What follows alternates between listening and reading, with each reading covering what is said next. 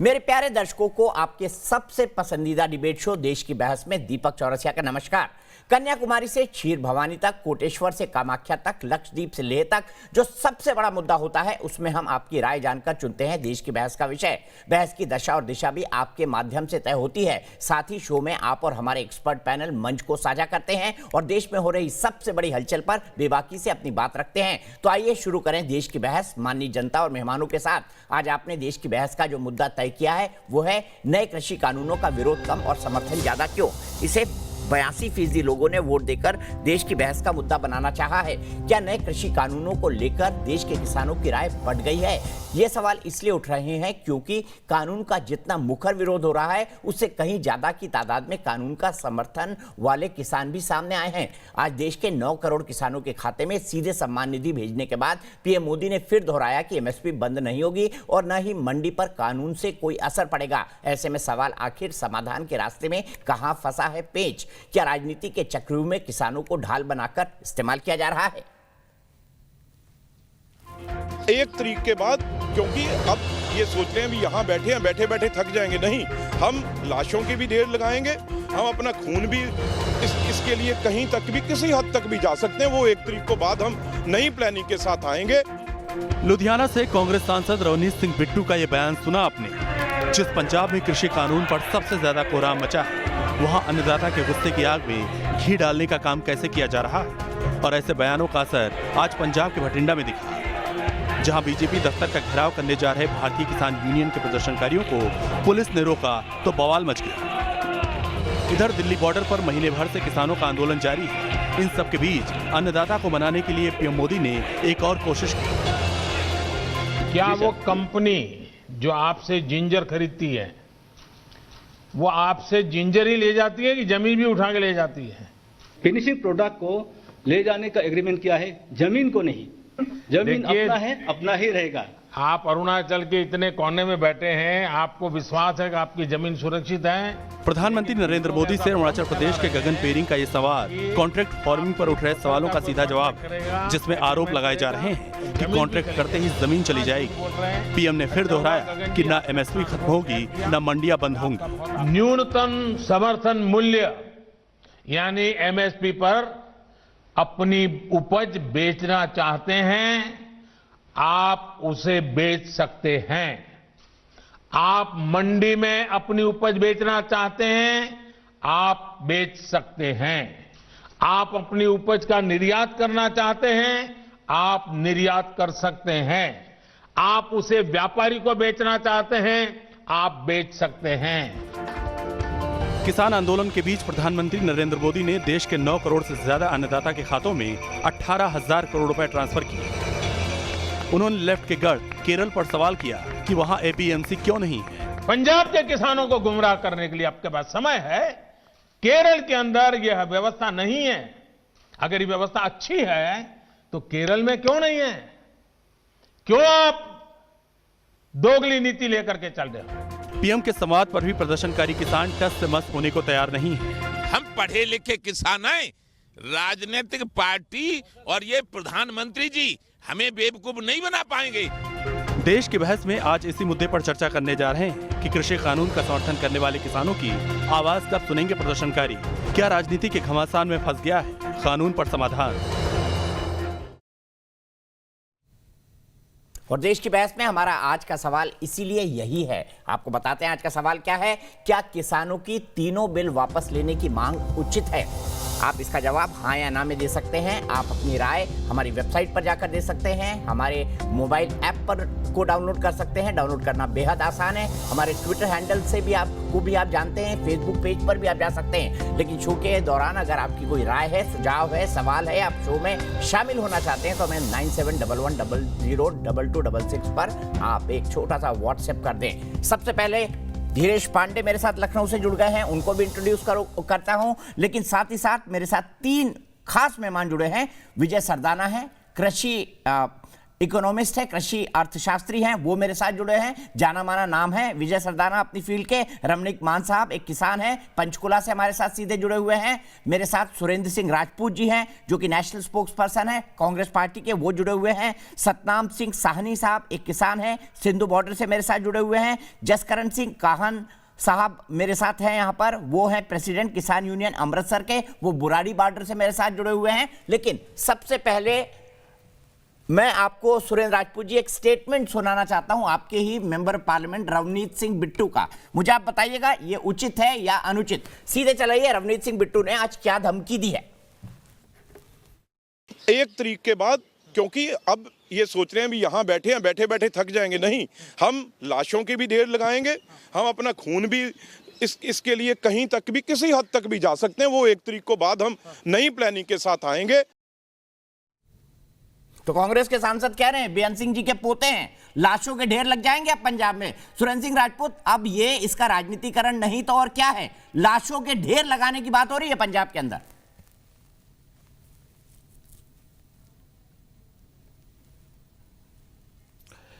दीपक भाई, अपने अपने चश्मे हैं देखने के।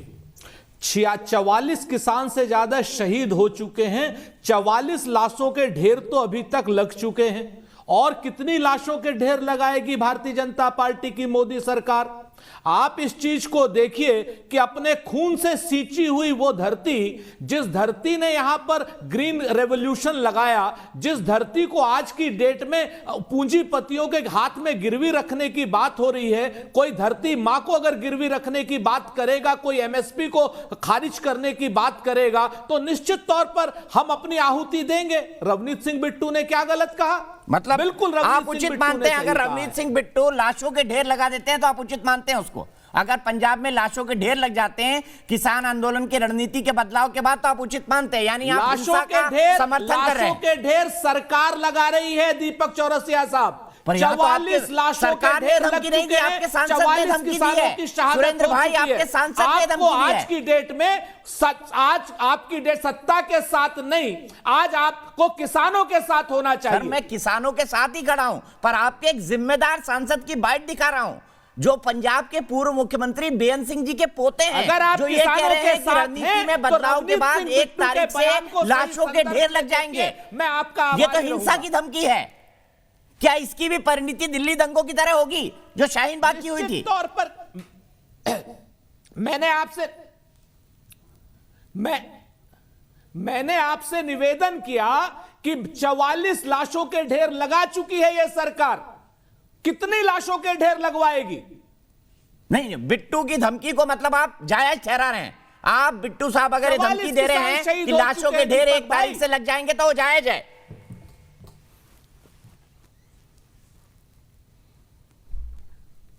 मैंने आपसे कहा कि 44 लाशों के ढेर सरकार लगा चुकी है। हम अपनी शहादत देने से पीछे नहीं हटेंगे। सरकार लाशों के ढेर लगाएगी, उसमें हम क्या कर सकते हैं? अगर हम दिल्ली आएंगे सरकार रोकेगी। पर यहाँ तो बिट्टू साहब कह रहे हैं कि लाशों के ढेर वो लगवा देंगे, कांग्रेसी सांसद कह रहे हैं कि लाशों के ढेर वो लगवा देंगे। पानी की बौछार क्या नहीं किया अन्नदाता के साथ में? ठीक है, मैं जवाब लेता हूं इसका सीधे। सतनाम सिंह साहनी साहब से जुड़े हुए हैं हमारे साथ। सतनाम सिंह साहनी सिंधु बॉर्डर से। सतनाम सिंह साहनी जी, क्या बिट्टू जी की बात से आप सहमत है कि लाशों के ढेर लग जाएंगे अगर किसान आंदोलन इसी तरह चलता रहा? शायद नलिन कोहली भी दिखाई देने लगे हैं मुझे, नलिन कोहली जी भी जुड़ गए हैं, उनके पास भी जाऊंगा। लेकिन सबसे पहले सतनाम सिंह साहनी जी, क्या लाशों के ढेर लगेंगे इस किसान आंदोलन के अंदर? दीपक जी देखिए, कोई किसी पॉलिटिकल नेता क्या बोलता है, हमारा उससे कोई लेना देना नहीं। हम किसानों की अगुवाई करते हैं, किसानों की बात करेंगे। हमारे किसान जो पीसफुली आंदोलन लड़ रहे हैं, बिल्कुल पीसफुली मूवमेंट लड़ रहे हैं। हम 3 महीने से लड़ रहे हैं, 1 महीने से हम दिल्ली में आंदोलन कर रहे हैं। हमारा किसी तरीके की राजनीति से कोई संबंध नहीं है, किसी पॉलिटिकल पार्टी से कोई संबंध नहीं है। हम पीसफुली आंदोलन लड़ते हैं। पंजाब का किसान देशभक्त है, लेकिन दुखद बात यह है कि किसानों की बात बिल्कुल नहीं सुनी जा रही। किसानों का बदनाम करने का जतन मत कीजिए, किसानों पर झूठे इल्ज़ाम लगाने मत करिए। ना तो हम खालिस्तानी हैं, ना हम पाकिस्तानी हैं, हम देश के किसान हैं, देश के सिटीजन हैं। माननीय प्रधानमंत्री जी से अपील करते हैं कि आप किसानों के साथ मन की बात करिए, ज़रूर करिए, लेकिन जो दिल्ली के दरवाजे पे किसान आंदोलन करता है, कृपा कीजिए उस किसान के दुख को सुनिए, उससे साथ बात करिए, उसके मन की बात सुनिए। इस तीनों कानूनों के क्या फायदे हैं, क्या नुकसान है, आइए खुला सद्दा है, किसानों से बात करिए, हमको बुलाएं, माननीय प्रधानमंत्री जी के पास हम जाने के लिए तैयार हैं। देश के सभी बीजेपी के बड़े आगू गृह मंत्री जी भी मान चुके हैं इसमें बड़ी अमेंडमेंट की जरूरत है, इसमें बड़ी सारी गलतियां हो गई कानून में, जल्दबाजी में तीनों कानून खेती कानून बन गया। कृपा करें इस कानूनों को वापस लेकर किसानों के लिए भलाई के लिए कोई अच्छे कानून लाएं, हम उसका स्वागत करेंगे। माननीय प्रधानमंत्री जी से हमारी कोई दुश्मनी नहीं है, हम देश के नागरिक हैं, जिम्मेवार सिटीजन हैं, देश के वोटर हैं। हमारे दुख को समझिए, रोजाना किसान मर रहे हैं, डेली 2-3 किसानों की जाने जा रही है। पंजाब का किसान कितना देशभक्त है, उसको सर्टिफिकेट लेने की कहीं जरूरत नहीं है, ये देश का इतिहास जानता है, सभी देश जानता है, सारा वर्ल्ड जानता है। ठीक है, बिल्कुल ठीक कहा आपने। किसी ने किसानों को ना आतंकवादी कहा है, ना खालिस्तानी कहा है। मैं सीधे चलूंगा धीरेश पांडे के बाद, उसके बाद नलिन कोहली जी के पास आऊंगा। धीरेश पांडे के लखनऊ से जुड़े हुए हमारे साथ। धीरेश पांडे, मेरा सवाल यही है आपसे, प्रधानमंत्री ने आज इतनी बातचीत की, क्या आपको लगता है ये किसान कानून इतने ज्यादा किसानों के खिलाफ है कि इनको वापस लिया जाना चाहिए? पांडे जी, आप क्या सोचते हैं प्रधानमंत्री को आज सुनने के बाद? देखिए, मेरा लीगल दृष्टिकोण जो इस पे, मैं एज एन एडवोकेट मैं जो इस पर एक पॉइंट डालना चाहता हूँ। पहले तो इसके पीछे बहुत बड़ा प्रोपेगेंडा चल रहा है। वो इस पॉइंट ऑफ व्यू से समझ में आता है कि जो भी रिसेंट रिपोर्ट आई है अक्टूबर 2020 में, Indian agriculture and allied industry report, जिसके अंतर्गत 58% जो हमारे भारत की जनता है, उस आबादी है, वो कृषि पर डिपेंडेंट है।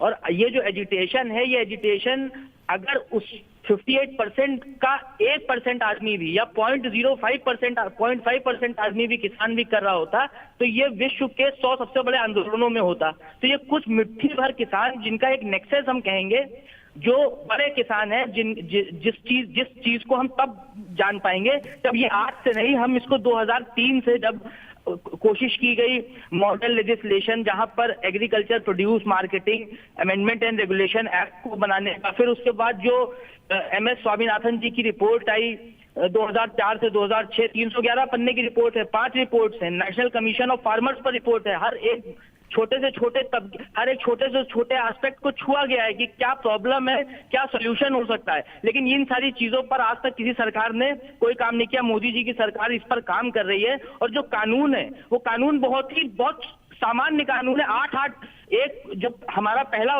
एक्ट है, जिसे हम farmers produce trade and commerce act 2020 कहते हैं, वो उसमें सिर्फ 20 प्राविधान है, जिस पर ये लोग क्वेश्चन उठा रहे हैं कि स्टेट का जो MSP है वो इवेंचुअली खत्म हो जाएगा। MSP खत्म हो जाएगा, उसमें कहीं कोई परेशानी नहीं है। उसका सिर्फ और सिर्फ जो मेन फोकस है वो है इलेक्ट्रॉनिक ट्रेडिंग और ट्रांजैक्शन पर। जो APMC जो ये हमारे, धीरेज जी यही रुकना पड़ेगा, आपने पॉइंटेड बात कही है। धीरेज जी यही रुकना पड़ेगा, टाइम की मेरे पास लिमिटेशन है। सीधे नलिन कोहली जी के पास चलता हूं। नलिन कोहली जी, शायद आपने रवनीत सिंह बिट्टू का बयान ना सुना हो, मैं एक बार फिर सुनवा देता हूं। रवनीत सिंह बिट्टू जो कि सांसद हैं, बड़े नेता है पंजाब कांग्रेस के, उनका क्या कहना है सुनते हैं किसान आंदोलन के बारे में, उसके बाद बहस को आगे बढ़ाएंगे। सुरेंद्र सिंह राजपूत कह रहे हैं कि हाँ, लाशों के ढेर लग रहे हैं लेकिन सरकार लगवा रही है। उन्होंने बयान का खंडन नहीं किया, सुनते हैं क्या कहा उन्होंने। 1 तारीख के बाद, क्योंकि अब ये सोच रहे हैं भी यहाँ बैठे हैं, बैठे बैठे थक जाएंगे, नहीं, हम लाशों के भी ढेर लगाएंगे, हम अपना खून भी इसके लिए कहीं तक भी, किसी हद तक भी जा सकते हैं। वो 1 तारीख को बाद हम नई प्लानिंग के साथ आएंगे। नलिन कोहली जी, क्या बयान जायज है? क्या लाशों के ढेर लगने चाहिए किसान आंदोलन के लिए, क्योंकि सरकार सुन नहीं रही है? और राहुल गांधी जी, सोनिया गांधी जी थोड़ा सा भी अगर किसानों की चिंता करते, देश की चिंता करते, तो इसका ना केवल खंडन करते, एक्शन लेते। ये कोई सांसद की भाषा क्या है? किसानों की खून की आहुति एक राजनीतिक पार्टी का सांसद अपनी राजनीति के लिए लगवाएगा? ये कहाँ की बात है? किसानों का अधिकार है वो जो करना चाहे। जो किसान बैठे हैं वो अपनी बात रखेंगे। इसमें कांग्रेस पार्टी का क्या लेना देना है कि लाशों की ढेर लगवाएंगे किसानों की? मतलब हर व्यक्ति को ये ऑर्डर बनाएंगे क्या कि मतलब आप, और किस लिए लाशों की ढेर लगनी चाहिए किसी किसान की, किसी अन्नदाता की? वो अपनी बात जायज रूप से, संवैधानिक रूप से रखना चाहते हैं, उनका अधिकार है, वो खुद रखेंगे। खुद आपने किसान नेता को सुना, उन्होंने कहा कि जी हम अपनी बात खुद रखेंगे, राजनीति से लेना देना नहीं है। तो मतलब राहुल गांधी जी और उनकी पार्टी अब अपने राजनीतिक कामों के लिए किसानों की लाशों की ढेर लगाएंगे। मतलब ये किस प्रकार की शर्मनाक बयान है। ठीक है, सुरेंद्र सिंह राजपूत जी, शर्मनाक बयान है, क्या कहेंगे आप? क्योंकि नलिन कोहली कह रहे हैं कि अपने राजनीतिक स्वार्थ के लिए आप क्या किसानों के प्राणी की बलि लगाएंगे? फिर मैं रवनीत सिंह मान और विजय सरदाना जी के पास चलूंगा। सुरेंद्र सिंह राजपूत जी।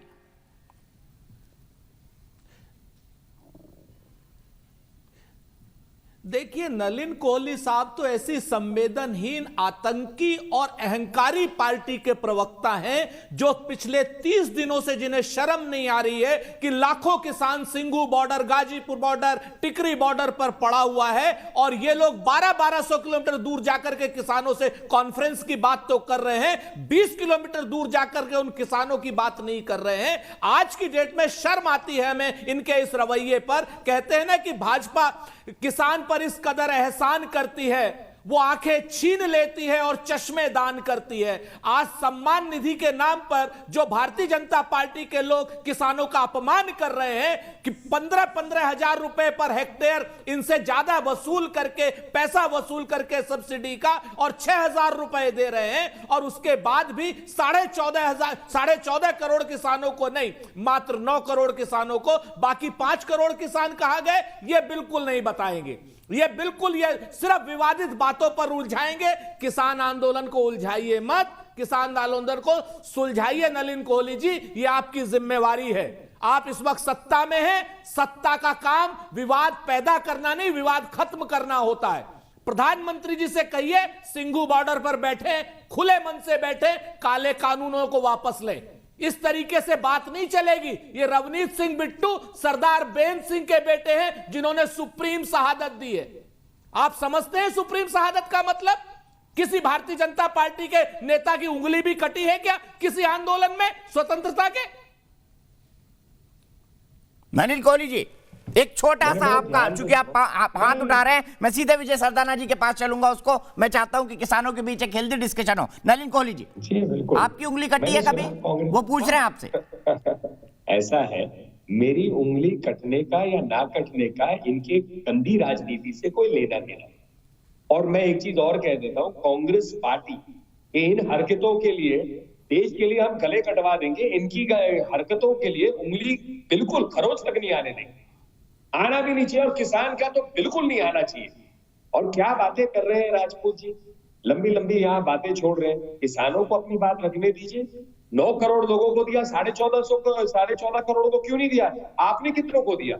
आप जो है 50 साल से सत्ता में थे, भ्रष्ट कर दिया कृषि को आपने। यहाँ तक इस हालत को ले आए कि 9 करोड़ लोगों को आज भाजपा की सरकार दे रही है, आपने दिया नहीं, और आप प्रश्न उठा रहे हैं इनको क्यों दिया है। मतलब ये कोई राजनीति होती है? कमाल है बात। 1200 किलोमीटर क्या कृषि मंत्री राजनाथ जी, क्या अमित शाह जी, अलग अलग लोग नहीं मिले? कई नेता मिले किसानों के, अलग अलग रिप्रेजेंटेटिव्स गए, प्रतिनिधि गए, कई बातचीत के दौर हुए हैं। तो किनसे हो रहे थे? कांग्रेस पार्टी को राजनीति करनी है क्योंकि देश से, लोगों से, किसानों से कुछ लेना देना बचा नहीं। इनकी राजनीति है 2 करोड़ पन्नों, इन्होंने कहा 2 करोड़ सिग्नेचर हो गए। कल एक कार्यक्रम में अच्छे से एंकर ने समझाया कि मतलब इसके 60,000 इनके तो कार्यकर्ता लगते, और एक कागज के ऊपर में किसी का ना तो आधार नंबर है, ना एड्रेस है, ना कोई प्रूफ है, सिर्फ कागजों का ढेर भेज दिया। राजनीति करिए ना, लेकिन कोई राजनीति अकल के साथ। किसानों की लाशों की ढेर क्यों होनी चाहिए? शर्म आनी चाहिए आपको भी। आप रवनीत जी के बयान का खंडन करने की जगह उसके समर्थन में आ रहे हैं। आपको जो करना है आप करिए, जरूर करिए, लेकिन किसानों की आहुति आप क्यों लगवाना चाहते हैं अपनी राजनीति के लिए? ये बिल्कुल कदे नहीं हम लोग मानने को तैयार है, ना इसके साथ खड़े होंगे, ना इसका समर्थन करेंगे, इसकी भर्त्सना करेंगे और इसको शर्मनाक भी कहेंगे। ठीक है, मैं सीधे सुरेंद्र जी मैं आपके पास आऊंगा, क्योंकि मैंने आपको पहली बार मौका दिया था। नलिन कोहली और आप बराबर बात बोले। मैं सीधे विजय सरदाना जी के पास चलूंगा। विजय सरदाना जी, मुझे इस बात का जवाब दीजिए कि आज इतने सारे किसानों से प्रधानमंत्री ने बात की। मैं मानता हूं कुछ किसान भाई सिंधु बॉर्डर पे हैं, टिकरी बॉर्डर पे हैं, गाजीपुर बॉर्डर पे हैं, उनकी अपनी समस्याएं हैं, लेकिन क्या उनकी बात में कोई लॉजिक है? उनकी बात में कोई दम है? आप एक एग्रीकल्चर इकोनॉमिस्ट के तौर पर क्या सोचते हैं? देखिए, मैं इतना जानता हूं कि कोई भी कानून या कोई भी समस्या डेमोक्रेसी में तो चर्चा से ही सॉल्व होगी ना। आज अगर सुप्रीम कोर्ट में मैटर उठा, सुप्रीम कोर्ट ने भी यही कहा कि देखिए आपके जो विचार हैं वो आप लिख के एक जो कमेटी बना देते हैं उसमें रखिए, आमने सामने बैठ के चर्चा करिए। डेमोक्रेसी में चर्चा के अलावा कोई रास्ता होता ही नहीं। अगर हम सारे फैसले सड़कों पे और बॉर्डर पे करेंगे तो पार्लियामेंट की जरूरत क्या है? और दूसरा मेरा सुझाव है कि अगर ये कानून इतने ही खराब है और आपको लगता है सारे सांसद आपके साथ हैं, तो जब नेक्स्ट पार्लियामेंट सेशन हो तो आप प्राइवेट मेंबर बिल ले आइए उसको ओवरराइड करने के लिए। अगर सांसद वो पास कर देते हैं तो आपका बिल माना जाएगा। सारी सुविधाएं संविधान में आपके पास हैं। संवैधानिक तरीके से जो भी आप बात रखेंगे सरकार को माननी पड़ेगी, कोर्ट को माननी पड़ेगी। लेकिन सुप्रीम कोर्ट ने भी ये कहा है कि अगर आप बैठना चाहते हैं, आपका संवैधानिक अधिकार है, आप बैठे रहिए, लेकिन जब तक आप चर्चा नहीं करेंगे आप सालों बैठे रहिए, कुछ नहीं होगा। और दूसरी बात जो रवनीत जी ने कही, अगर एक आम आदमी होता तो अभी तक उसको अरेस्ट कर लिया जाता। क्या एक सांसद, रिस्पेक्टेड सांसद देश की युवा शक्ति को क्या मैसेज दे रहा है? क्या यही कांग्रेस की नीतियां रहेंगी कि कल को कोई भी आदमी सड़क पे आके धमकाए कि मैं खून खराबा कर दूंगा और हम चुपचाप बैठे देखते रहेंगे? क्या सरकार को कार्रवाई नहीं करनी चाहिए ऐसे एमपीज के खिलाफ जो देश की जनता को धमका रहे हैं खुलेआम टीवी पे? क्या इनको अरेस्ट नहीं करना चाहिए और उनसे पूछा तो जाए कि क्या धमकाना चाह रहे हैं? एक बयान लेना चाहिए, रिटर्न में इनसे माफी मंगवानी चाहिए। किसकी लाशें बिछवाना चाह रहे हैं? किसान की, जनता की, एमपीज की, बीजेपी की, कांग्रेस की, किसान नेताओं की, किसकी लाशें बिछवाना चाह रहे हैं? ठीक है, मैं सीधे जसकरण जी के पास चलता हूं। जसकरण जी, डेमोक्रेसी में डायलॉग ही सबसे बड़ी चीज है, लेकिन 2 बार की चिट्ठी के बाद भी आप बातचीत नहीं करना चाहते, क्यों? फिर यह मामला हल कैसे होगा? दीपक चौरसिया जी, बात तो ये है, बहस 3 महीने से बहस हो रही है। बहस में हो रहा है कि मोदी साहब कह रहे हैं ये कानून किसान के पक्ष में है और किसान कह रहे हैं, हम कह रहे हैं कि हमारे पक्ष में नहीं है। ये बात सीधी है। जो 3 काले कानून मोदी साहब लेके आए हैं उनको हमने तो मांगा ही नहीं है। ना यूपी के किसान ने मांगा, ना पंजाब के किसान ने मांगा, ना हम मांगा, किसी ने मांगा ही नहीं, ना किसी किसान जथेबंदी ने मांगा है। जो हमने चीज़ मांगी नहीं वो हमको क्यों दी जा रही है? हमने तो मांगा डॉक्टर स्वामीनाथन कमीशन की रिपोर्ट लागू कीजिए। और ये बेसलेस बहस करने का फ़ायदा क्या? 3 महीने से यही चल रहा है। मोदी साहब कह रहा है कि किसान के पक्ष में, मोदी साहब को तो पता ही नहीं। मोदी साहब जो 32 किसान की जानें चली गई हैं उनके पास वो नहीं गया। और अदानी के घर में, अंबानी के घर में एक उनका पोतरा पैदा हो गया है, वो उनके घर में चला गया। पोतरे का क्या मैंने है, कहाँ जा रहा है? उन्होंने लूटा, पहले लूटा, अदानी लूट। जसकरण जी, वो गलत तस्वीर है, वो एक फैब्रिकेटेड तस्वीर है। और वो पोता अडानी क्या नहीं, अंबानी क्या हुआ है? और जो तस्वीर प्रधानमंत्री की जो घूम रही है वो बिल्कुल गलत है। हाँ जी, वो बिल्कुल गलत है। मैं आपको ठीक कर दूं, वो तस्वीर गलत है। जो सोशल मीडिया में तस्वीर चल रही है कि पोता होने पर वहां चले गए, किसानों के पास नहीं गए, वो पूरी तरह गलत है। उनको बयान देना। अब कह रहे हैं ये खुली मंडी है। खुली तो पहले है। मोदी साहब कहता है एमएसपी नहीं टूटेगी, एमएसपी तो पहले है। एमएसपी को तो जनाजा निकल गया। अब पैटी का रेट 1868 रुपये है। हाँ, यूपी में 900 में बिक रहा है और मक्का का रेट 1447 है। पंजाब में 800 में बिक रहा है, बिहार में 600। और कपास का रेट कितना 5515 रुपये है और 250 रुपये बिक रहा है। रमनीक सिंह मान जी को लाते हैं, रमनीक सिंह मान जी को लाते हैं। और ये क्या हुआ है? इसका बेसलेस। रमनीक सिंह मान जी एग्री कर रहे हैं कि वाकई किसानों के साथ अन्याय हो रहा है और ये तीनों काले कानून है जिनको वापस ही लेना चाहिए। रमनीक सिंह मान जी, बिल्कुल। देखो दीपक भाई, मैं 2-3 बातें बड़े 1 मिनट जसकरण जी, 1 मिनट भाई जी, मैं ਤੁਹਾਨੂੰ बड़े इत्मीनान नाल सुनिया। मैं प्लीज मेरी बेनती है तुसी मेरी भी गल सुनियो प्लीज। सुन रहे आपकी बात, सुन रहे, ध्यान से सुन रहे हो। बड़ी मेहरबानी थोड़ी। ना दीपक जी मैं आपको वाजे तौर पे 2-4 बातें बताना चाहता हूँ। पहले तो जसकरण जी बहुत ही बड़े भ्रम का शिकार हुए हैं। कैसे इन्होंने कहा कि यहाँ पे जो हमारे किसान भाइयों ने जान गंवाई है उनके नहीं बल्कि अडानी अंबानी के जाते हैं, जो कि गलत है। आप भी जानते हैं इस बात को, मैं भी जानता हूँ। भ्रम और झूठ फैलाने की कोई सीमा नहीं होती। दूसरी महत्वपूर्ण बात, इन्होंने कहा कि ये कानून कभी मांगे नहीं गए। हमको भ्रम नहीं कह सकते, आप भ्रम में हो कि बाबा महेंद्र सिंह टिकैत भाई जी एक मिनट देखो, तुसी बिच खुद के ना पाओ, मैं थोड़ी बारी नहीं बोलिया ना जी, मैं सुनी तुसी गलत बोल रहे थे, मेरे साहब नाल गलत बोल रहे थे। Please hear me out, please मेरा तुहानू बेनती है जी, प्लीज सुनो। नहीं जी, थोड़े 70 ਦੇ ਦਿਹਾੜੇ ਤੁਸੀਂ ਠੀਕ ਬੋਲ ਰਹੇ, ਮੈਂ ਆਪਣਾ ਪੱਖ ਰੱਖਿਆ, ਤੁਸੀਂ ਆਪਣਾ ਰੱਖੋ। ਪਲੀਜ਼ ਤੁਸੀਂ ਆਪਣਾ ਪੱਖ ਰੱਖੋ, ਪਰ ਤੁਸੀਂ ਮੈਨੂੰ ਗਲਤ ਨਹੀਂ ਰੋਂਗ ਨਹੀਂ ਕਹਿ ਸਕਦੇ। ਮੈਨੂੰ ਬੋਲਣ ਦੀ ਇਜਾਜ਼ਤ ਦਿਓ, ਮੈਨੂੰ ਰੋਂਗ ਕਹੋਗੇ ਮੈਂ ਤੁਹਾਨੂੰ ਰੋਂਗ ਕਹੀ ਜਾਊਂਗਾ। ਬਤ ਮੈਨੂੰ ਬੋਲਣ ਦੀ ਇਜਾਜ਼ਤ ਦਿਓ। बोलो पर भ्रम की बात नहीं करनी। फिर बाजी तुसी डिबेट कर लो, हम भी किसान के बेटे हैं, सभी हमने नहीं तुसी भ्रम से जी, मैं साबित करदा है।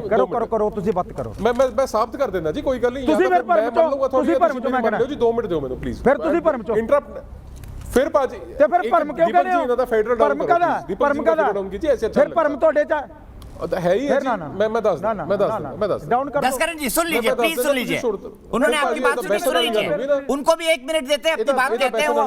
भ्रम ना कहें हैगा मैं साबित करदा जी, 1 मिनट दियो। यूपी के बहुत बड़े नेता हुए हैं चौधरी महेंद्र सिंह टिकैत, जिनके बेटे राकेश टिकैत हैं। आज वो भारतीय किसान यूनियन के प्रवक्ता है, राष्ट्रीय प्रवक्ता है। उनके जो ज्येष्ठ पुत्र हैं, बड़े बेटे हैं, वो राष्ट्रीय अध्यक्ष हैं। भारतीय किसान यूनियन ने 1970 के दहाड़े से 1970 के दशक से इन्हीं चीजों के लिए संघर्ष किया। यूपी के किसान, पंजाब हरियाणा के किसान, समस्त भारत के किसानों ने ऐसी आजादी की मांग करी थी।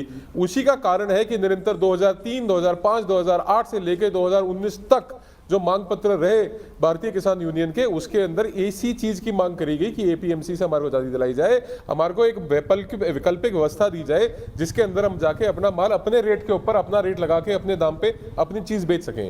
ये वाज़ेह तौर पे है। और उसका सबूत ये है कि जो टिकैत साहब है, पिछली बार आपके डिबेट पे टिकैत साहब मेरे साथ थे और आपने दीपक जी खुद उनका 4 जून 2020 का हिंदुस्तान अखबार का बयान पढ़ के सुनाया था, जहां पे उन्होंने इन कानूनों का समर्थन किया था।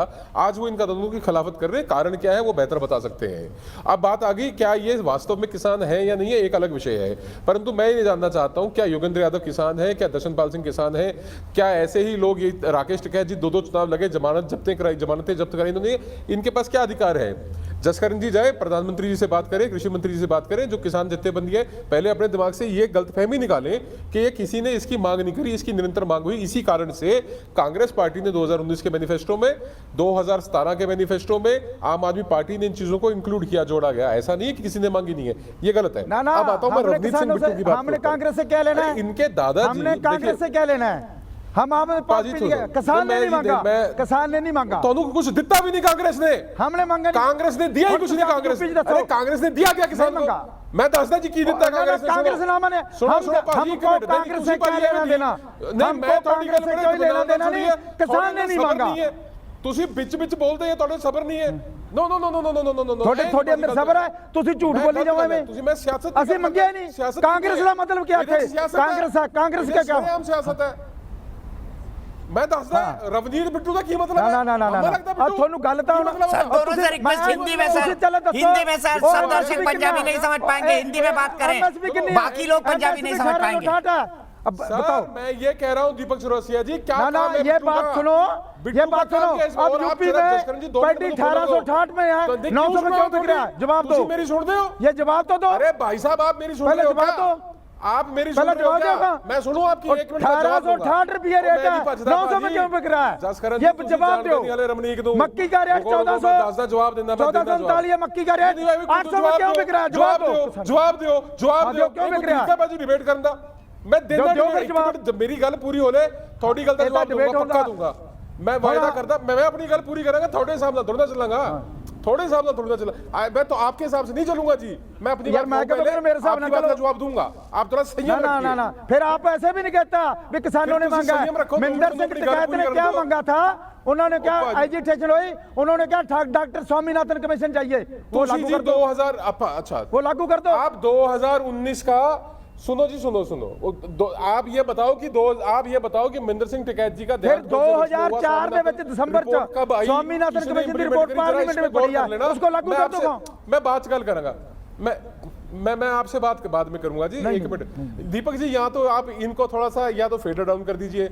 मैं अपनी बात कह लूं, रवनीत सिंह बिट्टू ने जो बात कही, इनके दादाजी जो है, इनका भी ये खानदानी पेशा लाशें बिछाने का, कांग्रेस पार्टी का ये खानदानी पेशा लाशें बिठाने का, 47 से लेकर 84 तक, उसके बाद हमने 90 से लेकर 95 तक देखा पंजाब में क्या हुआ। इनके दिमाग अपना सही रख के बात कीजिए आप। एक पूरी सरदार बेन सिंह के बारे में बात करने के लिए और कांग्रेस के बारे में बात करने से पहले 10 बार सोच के बोलिए। भाई आप मेरे पे जिस तरीके की भाषा का इस्तेमाल आप कांग्रेस के लिए कर रहे हैं वो अशोभनीय भी है और अस्वीकार्य भी है। ठीक बोल रहा हूं, आप किसान नहीं, भारतीय जनता पार्टी के कहीं ना कहीं लाइजनल एजेंट की तरीके से बात कर रहे हैं। मैंने आपको शर्म नहीं आती है इस तरीके की बात करते हुए? जिस आदमी ने सुप्रीम शहादत दी हो उसको कह रहे हैं इनका लाशें बिछाने का कारोबार है। बदतमीजी की और बेहूदगी की हद है। बोलने में कोई शर्म नहीं है, शर्म आपको नहीं आती, आप बेहुदा इंसान हैं। सच बोलने में कोई शर्म नहीं है। 1984 में क्या किया आप लोगों ने पता है? कांग्रेस के लिए आप ऐसी बातें कह रहे हैं। गिरता है तो आप अपनी बात कहिए, आपको दलाली करनी है भारतीय जनता पार्टी की कीजिए, सरकार की कीजिए, लेकिन कांग्रेस को क्यों आप बीच में घसीट रहे हैं? क्यों नहीं भाई, मैं बात करूंगा। अरे भाई, बड़ा पेड़ और छोटे पेड़ को छोड़िए, अभी आप अपनी बात कीजिए। आप निहायत बदतमीज, बेशरम और बेहुदे इंसान हैं, भारतीय जनता पार्टी के दलाल हैं। सांसद लाशें बिछाने की बात करते हैं, ये IAS भारतीय जनता पार्टी के दलाल हैं। कहाँ के ये भाई लाशें बिछाने की बात करते हैं? आप जो है भारतीय जनता पार्टी के बेहुदे ठेकेदार बोलो, तुम मुझे कॉन्ट्रैक्टर बोलो, तुम कुछ बोलो। कांग्रेस ने देश को क्या दिया ये आपको मालूम है? आप कातिलों के प्रतिनिधि हैं, आप कातिलों के प्रतिनिधि हैं। और मैं बताऊं आपको, भारतीय जनता पार्टी के वाज़े तौर पे सुनिए आप। अच्छा चलो, मैं अब कांग्रेस के लिए बात करते हैं, आपको शर्म नहीं आती? मैं आपकी और बात कर रहे हैं, मैं आपकी और पोल खोलता हूं। की बात कर रहे थे, सिखों के कातिलों के लिए मैं हिमायत करूंगा। 800 रुपए किसानों को 1800 मत दिलवाइए, ये दलाली आप कीजिए। आप अपना दिमागी तवाज़ुन खो चुके हैं। लाशों की बात करेंगे, लाशों की बातें आप लोगों के मुंह से शोभा नहीं देती। आप अपना दिमागी तवाज़ुन खो चुके हैं। आप अपना दिमागी तवाज़ुन खो चुके हैं। कांग्रेस पार्टी की मुखालफत करते, की हिमायत करते आप भूल गए हैं। आप खो चुके हैं, आज नहीं पहले से खो चुके हैं। मैं बताता हूं। आप कांग्रेस के लिए बात करेंगे? बिल्कुल मैं क्या आपके पास हैसियत है कांग्रेस के लिए बात करने की? मैं मान लिया, दो प्रधानमंत्री हमने खोए हैं। सरदार बेन सिंह को हमने खोया, प्रधान बना लिया, आप हमारे को बताएंगे? खानदानी पेशा अरे इस धरती पुत्र मैं धरती पुत्र हूं। क्या बात कर रहे हैं आप? बेन सिंह को इस तरीके की बातें कहते हुए डेर लगाने है बिल्कुल। अरे कौन से धरती के पुत्र हैं आप? अमर सीट का चंडीगढ़ में जो आपने मेमोरियल बनाया ना, आपकी सरकार ने पैसे नहीं दिया। सरदार बेन सिंह को, शहीद जाके देखिए चंडीगढ़ में आज तक पूरा नहीं हुआ बंसल मेमोरियल। अरे भाई 35 साल हो गए, सुनो, 35 साल हो गए, आज तक मेमोरियल पूरा नहीं किया आपकी सरकारों ने। आप छोड़ दो, आपको शर्म नहीं आती? छोड़ दो। आपके साथ पाकिस्तान का समर्थन कर रहे हैं और आप भाजपा का समर्थन कर रहे हैं। 5 अक्टूबर 2020 को भाजपा का समर्थन करने वाले भारतीय जनता पार्टी के एजेंट हैं आप। ठीक है, हाँ, मैंने सुना आपको। भारतीय जनता पार्टी हाँ बिल्कुल, मैं पागल भी हूँ, मैं पाकिस्तानी भी हूँ, मैं खालिस्तानी भी हूँ, मैं खालिस्तानी भी हूँ, मैं एजेंट भी हूँ, मैं सब कुछ हूँ। आप मेरे को बात अपनी कर लेने दो। हाँ, देखिए कितनी तकलीफ होती है ना सच सुन के। आप आतंकवादियों का समर्थन कर रहे हैं। ऐसे सरदार बेन सिंह की शहादत को आपने जन्म सही ठहराया। मैं हूँ आतंकवादी भाई। अरे ये सिर पे दस्तार बांधी है। 1984 से लेकर आज तक कांग्रेस पार्टी ने सरदारों को तो माना ही है। आप देखिए, आप छोड़िए इन बातों, जाने दीजिए, कुछ नहीं रखा इन बातों में। अरे सिर पे दस्तार आपकी बंधी हुई देखी है मैंने, इन दस्तारों की इज्जत हमने की है। आप दस्तारों को बेचने वाले लोग हैं, पाकिस्तानियों को बेचने वाले लोग हैं, और अपनी दस्तारों को भारतीय जनता पार्टी के चरणों में रखते हैं। हाँ, तुम अपनी ना सुन, तुम ना अपनी जुबान पे मुझे पता है, आपकी सारी चीजें पता है आपकी। जरा मर्यादा से बात कर रहे हो आप। आपको फ्यूल मिल रहा है ये भी मालूम है। अच्छा, मैं दोनों से रिक्वेस्ट करता हूं, आप दोनों मेरे दोनों सम्मानित पैनलिस्ट हैं। आप दोनों थोड़ा सा ठंडा हो जाइए। मैं दोनों से रिक्वेस्ट करता हूं, दोनों का एक दूसरे पर आरोप लगाने का अधिकार है। मैं 1 मिनट के लिए रुकता हूं, जय दीक्षित के पास चलता हूं। मेरे एक दर्शक जुड़े हैं गाजियाबाद से, नलिन कोहली हाथ उठा रहे हैं, लेकिन विजय सरदाना जी के पास भी मुझे जाना है, क्योंकि लॉजिकल पॉइंट्स पर डिस्कशन करना है। और सतनाम सिंह साहनी साहब के सामने मैं विजय सरदाना जी को लेकर आऊंगा और यह बात करूंगा कि मार्केट रेट और एमएसपी क्या दोनों में अंतर है। जय दीक्षित, क्या किसानों की तीनों काले कानून वापस लेने की मांग को आप जायज और उचित मानते हैं? मैं चौरसिया जी, बहुत बहुत धन्यवाद आपका। पहली 1947 आजादी के बाद पहली कोई ऐसी सरकार आई है जो किसानों के विषय में सोचने का काम किया है, और 1000 से ऊपर मंडियों को इन्होंने ऑनलाइन जोड़ा है। जो किसानों को एक सीमित दायरे में बांध के रख दिया था पूर्ववर्ती सरकारों ने, उसको भारत की जो हमारी नरेंद्र मोदी सरकार है, उसने 1000 मंडियों को जो देश के अंदर है, किसानों की जो दायरे है उसको देश एक नेशन एक भारत एक श्रेष्ठ भारत के आधार पे इन्होंने देश को जोड़ा है। और एक कहीं ना कहीं एक ऐसा कदम है जहां पे किसानों को स्वायत्तता दी गई है, स्वतंत्रता दी गई है, और आज तक किसी ने किसानों के हित के बारे में ऐसा नहीं सोचा। इसलिए मैं इस किसान बिल का समर्थन करता हूं। ये बिल जो है कहीं ना कहीं किसानों के अकाउंट को डायरेक्ट भारत सरकार के अकाउंट से जोड़ता है। पहले जो हमारे पूर्ववर्ती प्रधानमंत्री और सांसद हुआ करते थे, वो कहते थे कि रुपया चलता है तो घिसता है, और घिसता है तो हाथ में लगता है, और उसके बाद धीरे से वो जेब में चला जाता है। नरेंद्र मोदी सरकार ने ये दिखाया है कि अगर 1 रुपया केंद्र सरकार से गया तो 1 रुपया किसान के जेब में जा रहा है। एक अपने आप में बहुत बड़ी उपलब्धि है। किसानों के हित में काम किया गया है। अंत्योदय योजना हो, किसान क्रेडिट कार्ड हो, कहीं ना कहीं नरेंद्र मोदी सरकार ने 2014 से लेकर आज 2020 में हम बात कर रहे हैं, अगर किसी का उत्थान हुआ है तो किसानों का उत्थान हुआ है। ठीक है, बहुत बहुत शुक्रिया जय। मुझे यही रुकना पड़ेगा, समय की आपने बड़ी पॉइंटेड और क्लैरिटी के साथ बात की जाए, और इन्हीं बातों को मैं सतनाम सिंह साहनी जी के पास ले जाता हूं। सतनाम जी देखिए, मैं आपको एक तर्क बता दूं कि तर्क ये है कि भाई किसान तो बहुत कम है, दूर दूर के किसान प्रधानमंत्री से बात कर रहे हैं, और एक जनरल पब्लिक परसेप्शन बन रहा है जो किसी भी आंदोलन के लिए मैटर करता है कि कुछ किसान जो हैं वो अपनी जिद पर अड़े हुए हैं। सतनाम जी, आपकी जो भी क्वेरीज हैं, मेरे ख्याल से विजय सरदाना बिल्कुल सही आदमी है उसका जवाब देने के लिए। आप बताइए, क्या आप लोगों के मन में जो ये ख्याल बनता जा रहा है उसको आप उचित मानते हैं? और दूसरा, बातचीत नहीं होगी तो बात आगे कैसे बढ़ेगी? देखिए दीपक जी, पहली तो बात ये, हम कोई मुट्ठी पर किसान नहीं है। आके सिंगू बॉर्डर पर देखिए, टिकरी बॉर्डर पर देखिए। दूसरा, हमारा किसी तरह की राजनीति से पॉलिटिशियन के साथ हमारा कोई संबंध नहीं है। तीसरी बात, हमने कभी बातचीत से मना नहीं किया। जब भी सरकार ने बुलाया, गवर्नमेंट ऑफ इंडिया ने जब भी बुलाया, हम बातचीत के लिए, हमारे नेता लोग सभी आए हैं, हम भी साथ आए हैं। जब भी सरकार बुलाती है, हम सरकार के साथ बातचीत की है, अपना पक्ष लिखित रूप में भी दिया है, बोलकर भी बताया है कि इसमें ये गलत है। इन कानूनों में किसानों का कोई भला होने वाला नहीं है, ये बात समझिए। जब प्रैक्टिकली जो लोग एग्रीकल्चर करता है, हम किसान लोग हैं, छोटे किसान हैं, हम अच्छी तरह जानते हैं किसानों का क्या, किसमें क्या भला होगा। ये इसका कोई किसानों के भला होगा तो हमको क्या लोड है? हम घर से दूर आकर आप आके देखिए, आसमान के नीचे टेम्परेचर कितना है, कितनी ठंड की रात है। किसी किसान को क्या मिलेगा ऐसे रोड पर बैठ के? घर में दूर बैठे हैं, किसान मर रहा है, बहुत बीमार हुआ है। हमारा परिवार भी पीछे बहुत माड़े हालातों में, बहुत मंदे हालात है किसानों के परिवारों में। किसी में वृद्ध है, किसी में बच्चे हैं। ये बात कह के किसानों का अपमान मत कीजिए कि मुट्ठी पर किसान बैठे हैं। 6 डिग्री की ठंड में बैठे रहना कोई आसान बात नहीं है। आदमी यहाँ 3-3 कपड़े पहन के अपने घर के अंदर बैठता है, और आप 6 डिग्री की ठंड पर बैठे हुए हैं। विजय सरदाना जी, कोई तो लॉजिकल पॉइंट होगा इन किसानों के मन में, या आपको जो हमारे नेता बीजेपी वाले भाई नेता लोग बैठे हैं, उसे हम निम्रता से बेनती करते हैं, देखिए ऐसी बात मत कीजिए जिसके साथ किसानों को दुख पहुंचे। किसान पहले ही बहुत परेशान है, हाँ ना हम मुट्ठी पर हैं। ये लाखों किसानों की तौहीन मत कीजिए। करोड़ों किसान देश का आंदोलन कर रहा है। ऐसे कहकर किसानों के दुख को और बढ़ाने का कृपा करके जतन ना करें, किसानों को दुख को समझे। ठीक है, विजय सरदाना जी, क्या मेरिट पे एमएसपी वाली बात उतरती है? जो जसकरण जी कह रहे हैं, जसकरण जी कह रहे हैं कि गन्ना की एमएसपी तो 1800, लेकिन किसान देशभक्त है, किसान देशभक्त है, देश का अन्नदाता है। ठीक है सतनाम सिंह जी, मैं बिल्कुल आपकी बात पे एग्री करता हूँ। किसान देशभक्त है, किसान पर हर भारतीय का कर्ज है, क्योंकि अगर उसके पेट में 2 रोटी नहीं जाएगी तो शायद मैं भी बोल नहीं सकूंगा, मुझ में भी वो एनर्जी नहीं रहेगी और मैं भी बोल नहीं सकूंगा। हर भारतीय आपका कर्जदार है, क्योंकि आप उसको खाने को रोटी देते हैं जो एक बेसिक नीड है। लेकिन विजय सरदाना जी, ऑन ए लॉजिकल पॉइंट मैं आपसे समझना चाहूंगा, ये जो एमएसपी का चक्कर है ये क्या है, और क्या ऐसा भी होता है कि एमएसपी से ऊपर लोगों को मूल्य मिले अगर प्रोडक्ट अच्छा है तो?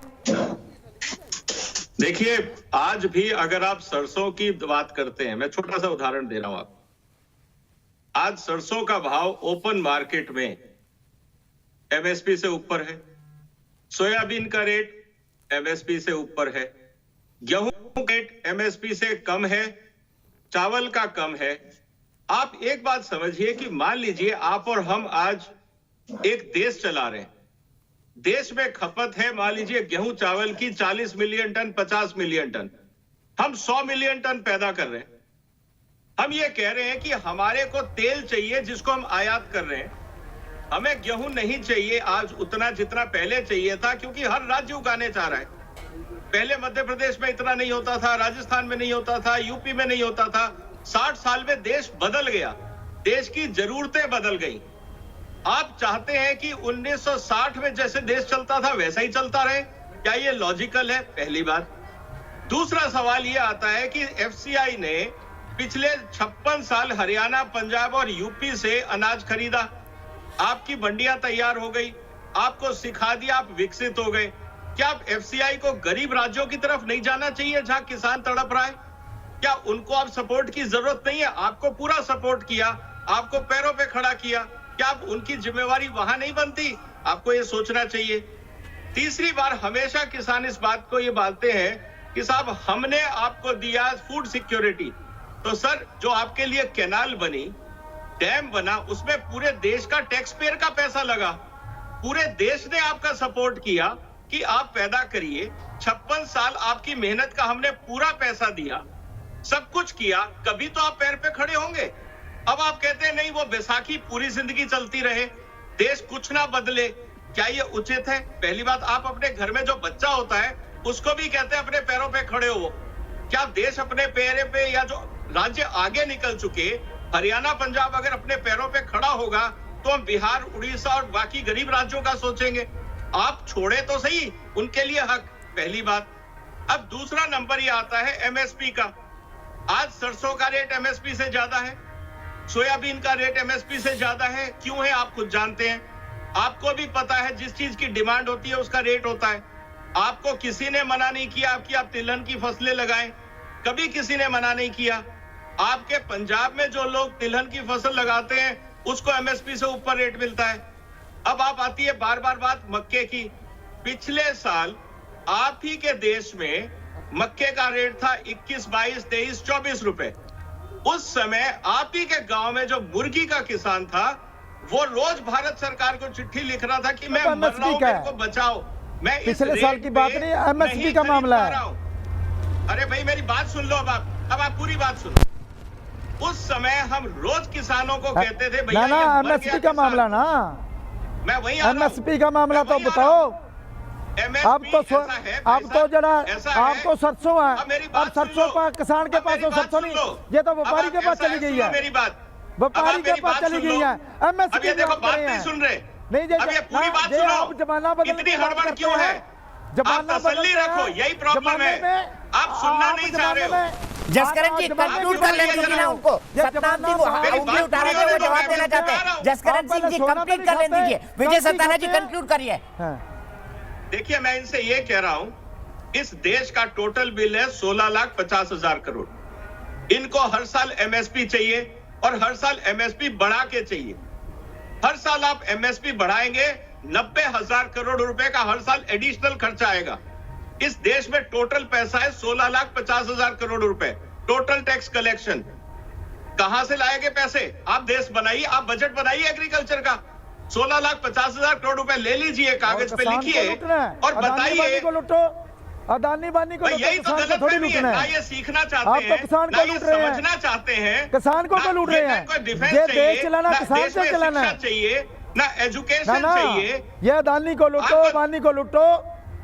जो एक पेट्रोल पंप में नौकर था वो ऐसे कैसे बन गया? अरे आप किसान को तो बेचारा बन गया। आप कैसे बन गया? बात है, उसने दम कैसे बन गया वो कैसे बन गया? पेट्रोल पंप से छोड़ा, हमारे पास टेलीकॉम में आया, हमारे पास तो आप भी गेहूं छोड़ो, सरसों लगाओ। कैसे गया? कैसे बन गया? सरसों लगाओ। नहीं कैसे बन गया बताओ? कैसे बन गया? कैसे बन गया? उसने दिमाग लगाया। कैसे बन गया ऐसा? दिमाग लगाया, बताओ तो सही, बताओ। दिमाग लगाया भाई, कैसे दिमाग दुमुक नहीं लगाया? दिमाग सभी का, अदानी बानी का दिमाग ज्यादा नहीं है। उसका ज्यादा नहीं है। ज्यादा आप लगा लो, हाँ, आगे निकल वो जाओ। तो बॉर्डर पे क्या करता था, सोने की स्मगलिंग करता था बिहार में, अरे वो सर, सोने की स्मगलिंग करता था पहले। हम ऐसी बातें उनको क्यों किसी ने किसी के छट बारे दिया? में बोले जो ऑथेंटिक नहीं है? माफ कीजिएगा, मैं नहीं अलाउ करूंगा जसकरण जी, हम ऐसी बातें किसी के बारे में क्यों बोले जो ऑथेंटिक नहीं है? मैं सत्ताम जी के बारे में, सत्ताम जी एक क्विक जवाब विजय सरदाना जी का, फिर नलिन कोहली और सुरेंद्र सिंह राजपूत। सत्ताम सिंह जी, किसान जवाब। ना नीरज मोदी कहाँ है, नीरज मालवीय कहाँ है, वो इतने पैसे लेके भाग गया, उनकी बात है, किसान के नाम पड़े रहते हो। हाँ, सत्ताम जी बोलिए, जसकरण जी एक मिनट, आपने बोल लिया। सत्ताम जी की बारी है, फिर नलिन कोहली और सुरेंद्र राजपूत जी। सत्ताम जी, वो कहाँ है? हमारी बात सुनिए दीपक जी, हम जो आंदोलन लड़ रहे हैं एक सिर्फ पंजाब के किसान के लिए नहीं लड़ रहे हैं, सभी देश के किसान के लिए, उसकी भलाई के लिए आंदोलन लड़ रहे हैं। सभी के लिए लड़ रहे हैं, किसान को भिखारी मत समझिए, सभी के लड़ रही हैं, सभी किसान के लिए लड़ रहे हैं। किसान को सभी देश के किसान का लड़ाई लड़ रहे हैं। से नहीं खरीद रहा है। पहले सुनिए जी, भाई साहब सुनिए, प्लीज बिहार के किसान की भी है और यूपी के किसान की है। हम कहना चाहते हैं यूपी को एमएसपी दीजिए, बिहार को एमएसपी दीजिए, राजस्थान को एमएसपी हमने आपको सुना, ये सभी को एमएसपी दीजिए। बिहार से खरीदवाइए। आपका जवाब सुनिए। आप दीपक जी, मैं इनसे एक बात पूछता हूँ, इनका किसान को सारी मंडियां किसान की जत्थेबंदियों को दे दें, आप अपनी मंडियां चलाइए। हम उसके लिए एजुकेशन कर रहे हैं। आप सारी मंडियां खुद लो अपने कब्जे में, मंडी के अंदर भी आप बैठो, मंडी के बाहर भी आप बैठो, अपना रेट तय करो। आप सरकार कैसे चला रहे हो? आप किसानों को सरकार दे दें, आप छोड़ दें, ये छोड़ दें सरकार, छोड़ दें सरकार। ठीक है, बहस हो गई। मैं देखिए लॉजिकल बातें विजय सरदाना ने कही। सतनाम सिंह जी और जसकरण जी, आप पॉलिटिकल मैनेवरिंग तो कर रहे हैं, सोशल मैनेवरिंग तो कर रहे हैं, लेकिन उनकी बात के पॉइंटेड जवाब नहीं दे रहे। मैं सीधे नलिन कोहली जी के पास आना चाहूंगा। नलिन कोहली जी, सबसे बड़ा पॉइंट यहां पर यह कि एक हिंसा वाला बयान और उसके बाद ये कंफ्यूजन कि कौन किसके साथ है। कई सारे लोग हैं जो कहते हैं कि हम कानूनों के साथ हैं, कई सारे ऐसे जो कहते हैं खिलाफ है। अब बीच का रास्ता कहां से निकलेगा? क्योंकि जिद तो आपको भी छोड़नी होगी, बीच का रास्ता तो आपको भी निकालना होगा, क्योंकि अंततः आप सरकार में हैं और सरकार को झुककर आगे आकर लोगों से बातचीत करनी चाहिए। सरकार कर भी रही है दीपक जी, सरकार कहाँ अड़ी हुई है? सरकार के साथ कई दौर हुए हैं बातचीत के। आज प्रधानमंत्री मोदी जी 9 करोड़ ऐसे किसानों के अकाउंट में जो प्रधानमंत्री को निधि स्कीम है 6,000 रुपए सालाना, उसको फिर से ट्रांसफर किया एक और किस्त, 5 किस्तें जा चुकी। ठीक है, छोटा ही सही, लेकिन है तो ना मदद। किस लिए ये मदद किया जा रहा है? ताकि किसानों के साथ जो एक आवश्यकता है वो पूरी की जाए। अब आपने कहा बात कैसे बढ़े, मैं डिबेट को बड़े ध्यान से सुना, संविधान से बात। मुझे दुख हो रहा था कि लॉजिकल बातें छोड़कर ये आपस में तू मैं क्यों? ठीक, मैंने शुरू में कहा किसान का अधिकार है, जो बैठे हैं, जो उनके नेता भी हमारे कार्यक्रम में बैठे, आपके कार्यक्रम में, उनका अधिकार है कि वो अपनी बात रखे। किसने कहा नहीं रख सकते? यही तो संविधान की खूबसूरती है। लेकिन उतना ही संविधान का अधिकार है कि विजय सरदाना जी अगर कुछ कह रहे उनकी बात को सुने, दूसरे व्यक्ति कुछ कह रहे तो उनकी बात को सुने।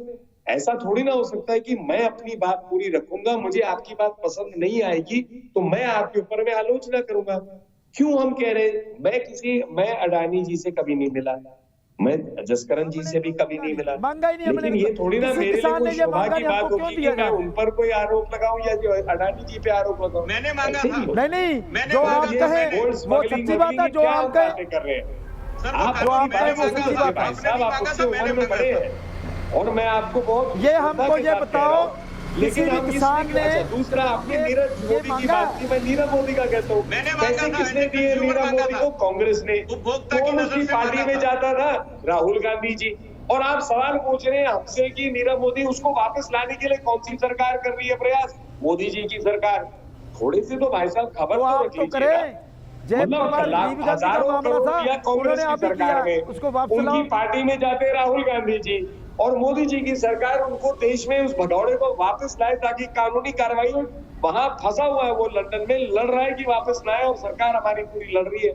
कई लोगों को वापस तो इसीलिए मैं आपसे कह रहा हूँ, देखिए भाई साहब, आप अपनी बात किसानों वाली रख रहे हैं, आपको गुमराह कोई किसी ने कहा गलत खबर दिया, लेकिन आप अपनी बात रखिए, सरकार अपनी बात रख रही है, उनके हित में कोई बात निकलेगी, उस मंशा से आगे बातें बढ़ती है।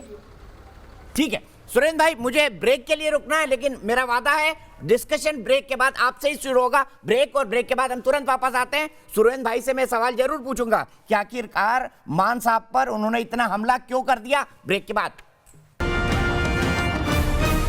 तो हम बात कर रहे हैं नए कृषि कानूनों पर। क्या कृषि कानूनों को वापस लेने की मांग किसान आंदोलन की जायज है, इस पर बहस कर रहे हैं। सरकार अमेंडमेंट को राजी है, एमएसपी पर लिखित आश्वासन देने को भी राजी है, लेकिन सरकार कह रही है कि वापस लेना शायद किसानों के हित में ना हो। इसको लेकर प्रधानमंत्री ने आज कई सारी दलीलें दी। मेरे साथ एक बड़ा पैनल है, नलिन कोहली जी है भारतीय जनता पार्टी के प्रवक्ता, मेरे साथ सुरेंद्र सिंह राजपूत है कांग्रेस के प्रवक्ता, मेरे साथ विजय सरदाना जी है जो कि जाने माने एग्रीकल्चर इकोनॉमिस्ट हैं, मेरे साथ रवनीक मान है जो कि एक किसान है, पंचकुला से हमारे साथ जुड़े हुए हैं और बहुत ही अच्छे ढंग से अपनी बात रखते हैं। जसकरण सिंह काहन साहब जो कि प्रेसिडेंट है किसान यूनियन अमृतसर के, वो मेरे साथ बुरारी बॉर्डर से जुड़े हुए हैं, और सतनाम सिंह साहनी जी जो बड़ी बैलेंस्ड बात करते हैं, वो भी मेरे साथ जुड़े हुए हैं। सुरेंद्र सिंह राजपूत जी से बहस की शुरुआत करूंगा, लेकिन सबसे पहले मेरे एक दर्शक श्रीचंद शुक्ला गोरखपुर से। श्रीचंद जी, आपकी क्या राय है, क्या कृषि कानून वापस लिए जाने चाहिए?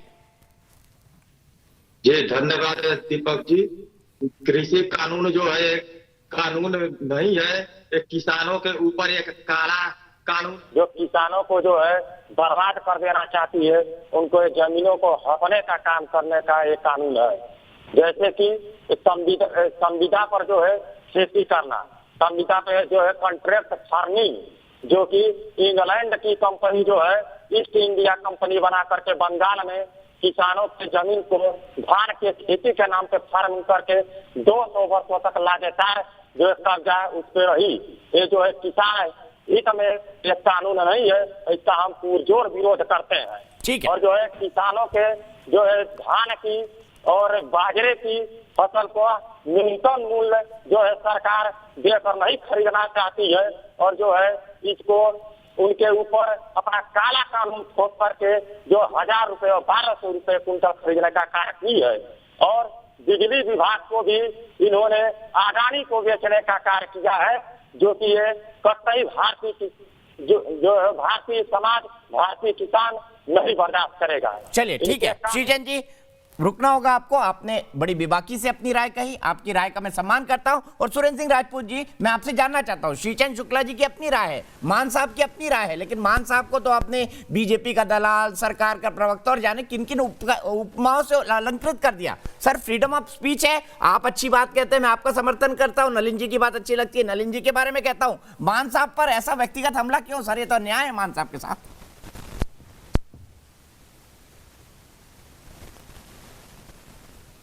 तीन बातें कहूंगा दीपक भाई।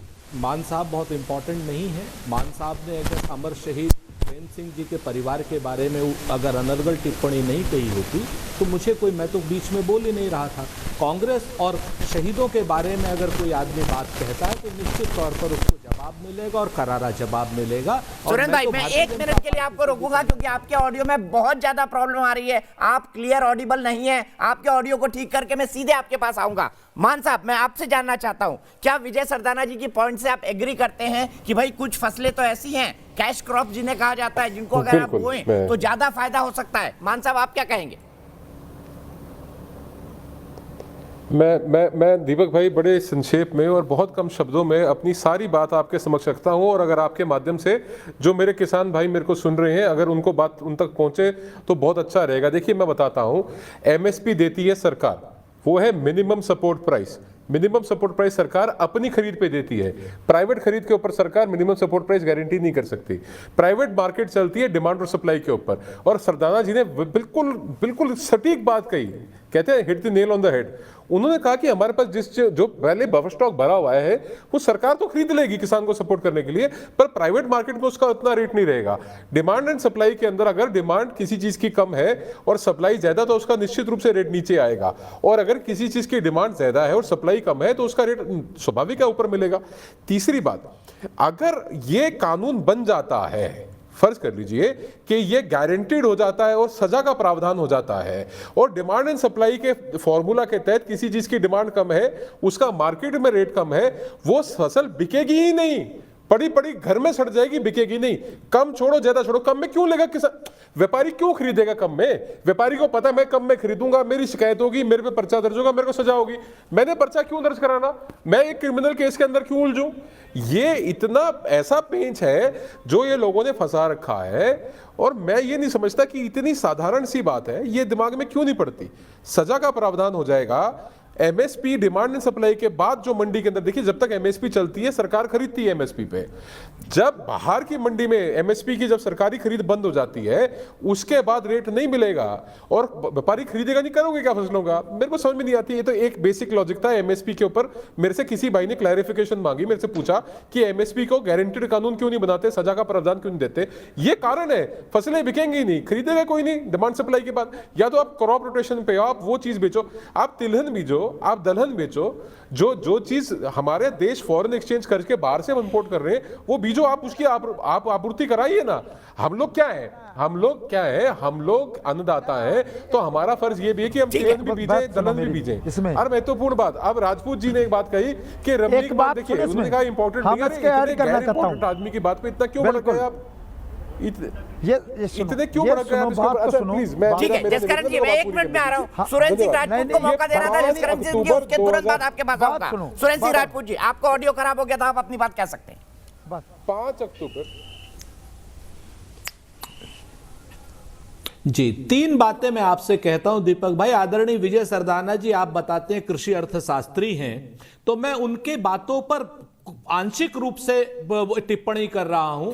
पहली चीज तो इस किसान आंदोलन को समझिए, भारतीय जनता पार्टी और उनकी सरकार चाहती है कि पंजाब के किसान को बिहार के बराबर रेट मिले मक्की का, और किसान आंदोलन चाहता है कि गेहूं का, चावल का या किसी भी चीज का रेट बिहार के किसान को, मध्य प्रदेश के किसान को पंजाब के बराबर मिले। एक बात इन्होंने जो कही, एक बात जो इन्होंने विजय सरदाना जी ने कही, विजय जी मैं आपके बीच में नहीं बोला, प्लीज आप 2 मिनट मेरी बात सुनिए, 2 मिनट मेरी बात सुनिए। मैं आपको मक्की की भी बात बता देता हूं। इससे पहले बड़े बड़े व्यापारियों ने, क्या ये सच नहीं है कि मक्की की फसल आ जाने से पहले 5 लाख टन भारत के व्यापारियों ने बड़े इंपोर्ट किया, और जैसे ही किसान की मक्की मंडी में एक एक करके, मैं 1 मिनट, सुरेंद्र सिंह राजपूत जी जैसे ही कंक्लूड करें आपके पास आऊंगा। नलिन भाई भी हाथ उठा रहे। नंबर 2, क्या आप नहीं चाहते कि बिहार में मंडियां बने? क्या आप नहीं चाहते कि जो मंडियां मध्य प्रदेश में बंद हो गई हैं वो खुले? क्या आप नहीं चाहते कि अच्छा रेट किसानों को पूरे देश में मिले? और तीसरी बात, कॉर्पोरेट के 6.5 लाख करोड़ रुपए आप वापस कब कहना माफ करते हैं? 6.5 लाख करोड़। ठीक है, विजय सरदाना जी जवाब दे रहे हैं। भाई कंक्लूड किया आपने। राजपूत जी मान साहब 1 मिनट, विजय सरदाना जी का नाम लिया है उन्होंने। सुरेंद्र जी सुनिए, विजय सरदाना जी आपको काउंटर कर रहे हैं, फिर नलिन कोहली जी के पास जाऊंगा। तब आप ऐसा है जो मंडियां आप बोल रहे हो मध्य प्रदेश में बंद हो गई, रवैया है भारतीय जनता पार्टी की सरकार सुन लो ना, और ये संवेदनहीन रवैया है इन तमाम कृषि अर्थशास्त्रियों का भी, जिनको किसानी से आप भी देश के संवेदनशील इंसान अकेले रह गए, जाके एंटी-पीस रह गए आप। डाइवर्सिफिकेशन मेरी बात करना चाहते हैं, उसका एक नियम है। आपने एक क्या बातें कर रहे हैं यार? अब बात सुन लोगे या जवाब सुनोगे नहीं? सुरेंद्र जी सुन लीजिए, प्लीज सुन लीजिए। सुरेंद्र जी, विजय सरदाना जी सुन लीजिए, फिर नलिन कोहली जी के पास जाऊंगा। विजय सरदाना जी, मूंगफली उगती नहीं है। हम छोटे थे तो हम मूंगफली उगाते थे पंजाब में। अरे यार मूंगफली खा लेना, सर्दी का टाइम अच्छी लगेगी, बात सुन लो। टेबल बहुत नीचे चला गया। थोड़ा होगा ये पहले उस समय आपने खाद सरकार ने धरती बंजर हो गई। 1 मिनट सुरेंद्र भाई, आप रुक जाइए प्लीज। विजय सरदाना जी, फिर नलिन भाई कंक्लूड करेंगे। विजय सरदाना जी। अरे भाई ऐसा है भाई साहब, जो मध्य प्रदेश में आप जो बोल रहे हो कि मंडियां बंद हो गई, आवक कम हो गई, जो व्यापारी लाइसेंस लेके मंडी के अंदर था वही व्यापारी मंडी के बाहर खरीद रहा है। वो इसलिए खरीद रहा है कि उसको मुनाफा कमाने के दोनों तरफ मौका मिल रहा है। वो व्यापारी मंडी के अंदर भी है, मंडी के बाहर भी है। जहां पे किसान को सही रेट मिल रहा है किसान बेच रहा है। इसमें आपको क्या इतराज है? किसान को अगर मंडी में अच्छा रेट मिल रहा होता तो किसान मंडी के अंदर जाता। अगर व्यापारी किसान से बाहर खरीद रहा है और किसान को बाहर अच्छा रेट मिल रहा है तो ये खुशी की बात है ना। इसका मतलब यह है कि मंडियों में शोषण होता था। आज किसान को बाहर अच्छा रेट मिल रहा है, वो बाहर चला गया, तो आपको कष्ट किस बात का है? किसान ऐसा तो नहीं होगा कि मंडी में अच्छा रेट है, बाहर कम है, वो बाहर बेच रहे पागल है। जो है क्या बात कर रहे हो? वो सरकार तो एमएसपी तो खरीद रही है, आपकी बात में नहीं खरीद रही। रॉन्ग आपको नहीं खरीद रही वाले कि उसको कहाँ बेचना है? किसान को अक्ल नहीं है, गलत बोल रहे हो। ठीक है जसकरण जी 20 सेकंड आपके, उसके बाद नरेंद्र कोहली जी कंक्लूड करेंगे। जसकरण जी बात सुनो, आप ये भी बताओ ना कि 5 लाख बात सुनो जी, क्यों आई? एक बात सुनो, किसान की फसल बात सुनो, एक बात सुनो, बात ये है, आप बात करते हैं एमएसपी की, एमएसपी की बात करते हैं और चोने का रेट कितना 18,900 रुपए में बिक रहा है। और जब ये रिलायंस के पास IGD के पास आ जाती है, मक्की 600 में मिले, आटे का रेट क्या? आटे का रेट क्या?